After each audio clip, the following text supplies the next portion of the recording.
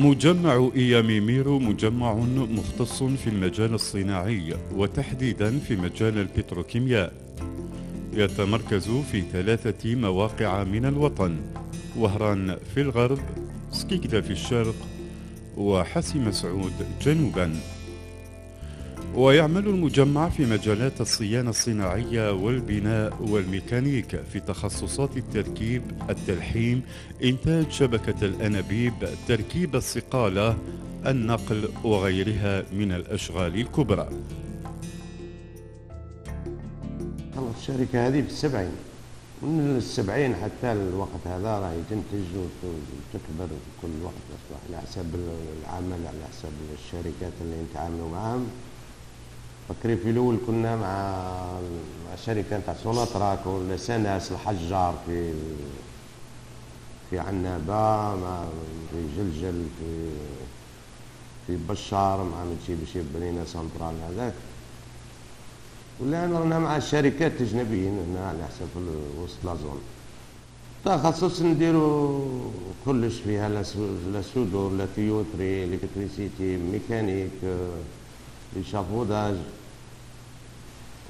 النقل عندنا لي شيمي، تقريبا عندنا واحد 19 شيمي تاع النقل، روس القروات، لي كلارك، هذا الشيء اللي نخدمو به.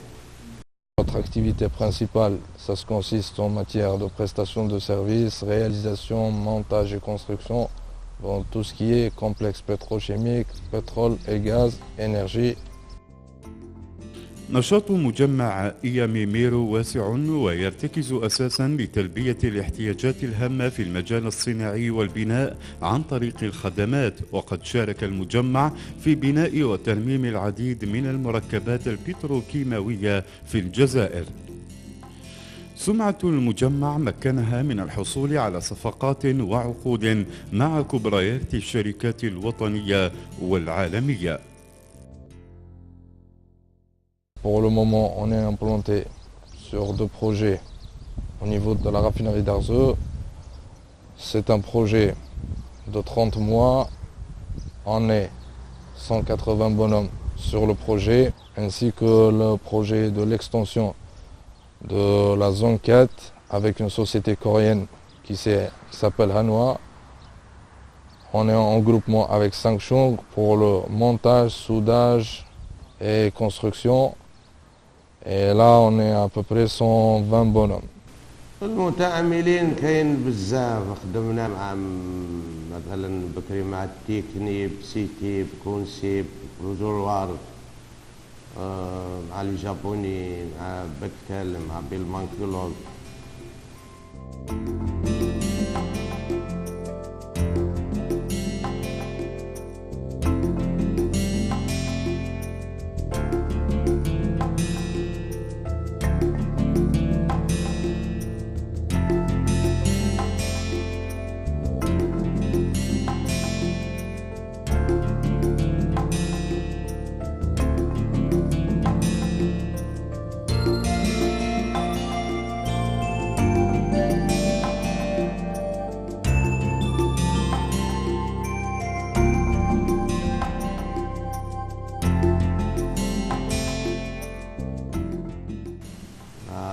عدة شركات بس كاين اللي ننساهم على كل حال.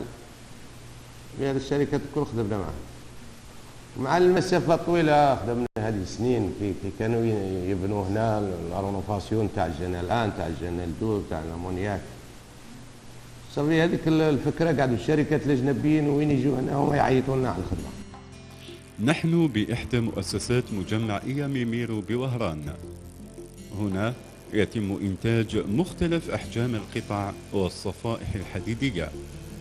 أكثر من 40 عاملا يشتغلون هنا بهذه الورشة، هم مجندون لمتابعة مراحل الإنتاج الصناعي للحصول على صفائح حديدية ذات جودة ونوعية.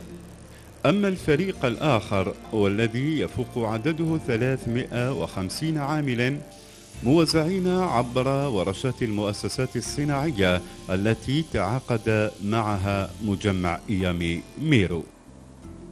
هذا العمل الذي نشاهده والذي يسهر عليه مجمع إيامي ميرو ينجز لصالح شركة كورية كبرى معروفة عالميا تقوم حاليا بإنشاء مركب على مستوى المنطقة الصناعية لآرزيو.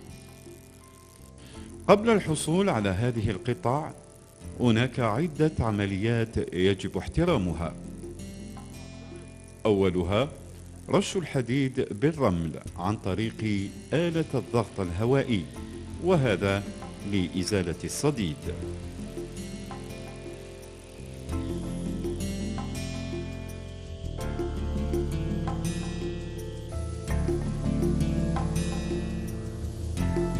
وبعدها تأتي عملية الدهان، حيث يقوم العمال بدهن الحديد لحمايته من عدم انتشار الصديد.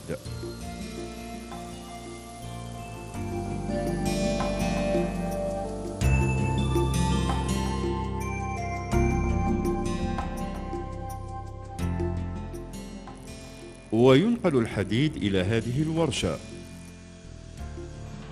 هنا تتم عدة عمليات متتالية كالقطع،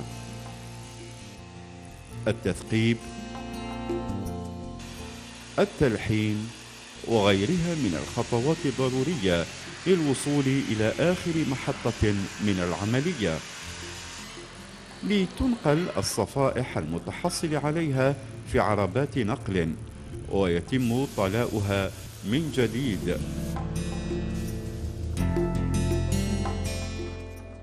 وتعرض مباشرة في الهواء لبضعة سويعات حتى يجف الدهان. أنا الحان نخدموا هنا في السيبورتاج تاعنا نكومونسو نكونفيكسيوني من الحديد من حيث اللي يجي من ليها جابوه لنا كاع نخدموه باش نخدموا دي سيبورتاج بور لا تيوتري اللي انا نخدم مع كونترا مع لي كوريان لي سوسيتي كوريان. سي ان برودوي فيني نخدموه ان سيبورتاج فيني 100% سي بور لا رافينوري. العامل امن كاع عندهم لي كاس تاعهم صوالحهم وكشتهم في الاخر في الجيم تاعهم كاع كلشي بالادوات تاع لا سيكوريتي. لو كونترول كان عندنا سي لو كيسي تاعهم هو اللي يجي يكونترولي لنا في سلعتنا خدمتنا هنايا يوميا معنا دي كوريان دي الجيريان يجوا هنايا يشوفوا لنا سلعتنا يدي كونترول لا خدمتنا مليحه لا في الصابلاج لا بينتور كل يوم هنا واحد. يتوفر مجمع إيامي ميرو على إمكانيات ووسائل مادية هائلة سمحت له لفرض وجوده في الساحة الصناعية الجزائرية، بالإضافة إلى ضمانه لموارد بشرية معتبرة تلقت تكوينا أهلها لمواكبة مسار العمل في الميدان الصناعي للبتروكيمياء. On est à peu près dans le groupe 420 bonhommes, différents corps de métier. On a un encadrement qui est assez rigoureux, strict en matière de qualité de prestation, sécurité. Il y a plusieurs procédés pour transférer notre main-d'œuvre sur site. Il y a des phases de l'écolage, l'entraînement, c'est-à-dire training, ainsi que l'homologation. Après, c'est-à-dire l'ouvrier, il passe en phase d'homologation, il est apte à travailler dans des complexes pétrochimiques. Et donc tout ça, ça passe par une formation qui se fait chez nous dans nos ateliers. Et à partir de ce moment-là, on qualifie les gens d'abord et puis on les envoie sur site pour divers travaux de montage. Pour l'électricité, pour le soudage, pour la peinture, pour le montage. Tout ça, avant de rentrer sur site, on fait une formation. المنتوج تاعنا احنا عمال بس احنا طيب الخدمه نتاعنا هذه تتطلب لي تكنيسيان سواء الكتريسيتي ولا الصدور ولا الكويتور ولا المونتور ولا ميكانيسيان كاين اللي يكونوهم احنا بعد في لاتولي نتاعنا نديروا لهم التكوين ويصبح صدور ويدير لامونوغاسيون تاعو. سر نجاح مجمع إيامي ميرو في الساحة الصناعية الوطنية يعود إلى نوعية الخدمات المقدمة إلى جانب جودة المنتوج الصناعي الذي يتماشى والمقاييس العالمية. الصفقات كاينة كونترا نتاع العمل معروفة، أي شركة عندك معها كونترا، هذه الشروط اللي تطرحهم أنت وتطرحها الشركة، هما يشوفوا على حساب لاكاليتي، على حساب الديلي، على حساب السيريو، على حساب فيها بزاف صوالح. وحنا نفس هذا نفس الفكرة، عندنا شروط نتاعنا نشرطوهم، وكيكون واحد يخدم خدمته نيشان ويكون سيريو السوري ينجح. Principalement, nous on en a des clients qui sont des compagnies étrangères qui travaillent pour des clients en partenariat avec la Sonatrach et qui travaillent pour la Sonatrach dans divers secteurs. Il y en a dans l'électricité, énergie. Je vous cite un exemple. Fabricom, GTI, GDF Suez, ainsi que CGLEC pour la réhabilitation d'électricité au niveau de la raffinerie. Fabricom GTI, on a fait avec la rénovation et la réhabilitation de toute l'instrumentation de la raffinerie d'Arzew. Donc c'est un projet qu'on a été à peu près 220 bonhommes, ça a duré une durée de 30 mois. Et là on est avec une société coréenne dans le même site, c'est-à-dire à la raffinerie d'Arzew, avec les Coréens aussi. Là on est une centaine de bonhommes, on fait tout ce qui est montage, soudure, tuyauterie et construction. Vous voyez par la suite même supportage de piping, le gros piping, la mise à disposition des engins de manutention. ولديمومة مسار المجمع داخل الوطن يسهر مسؤولوه على تحسين مردودية المنتوج الصناعي وتوسيع أنشطته لكسب أكبر عدد ممكن من المتعاملين الاقتصاديين المحليين والأجانب، بالإضافة إلى رفع طاقة العمال من 420 عاملا حاليا إلى أكثر من 500 عامل خلال عام 2011، لتبقى استراتيجية المجمع تتخللها برامج وطموحات ساخنة في الأفق القريب.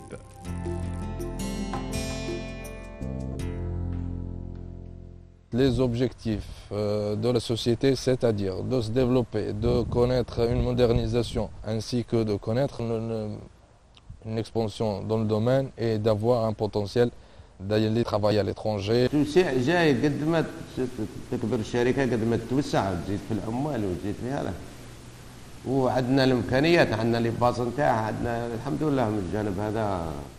الحالات هذون مع الوقت الجاي كي تكون عندك إمكانيات وديجا نتحاوروا مع شركة ممكن في الكونغو بلاش نعطوا لهم عمال يدوهم ويحكموا هذه.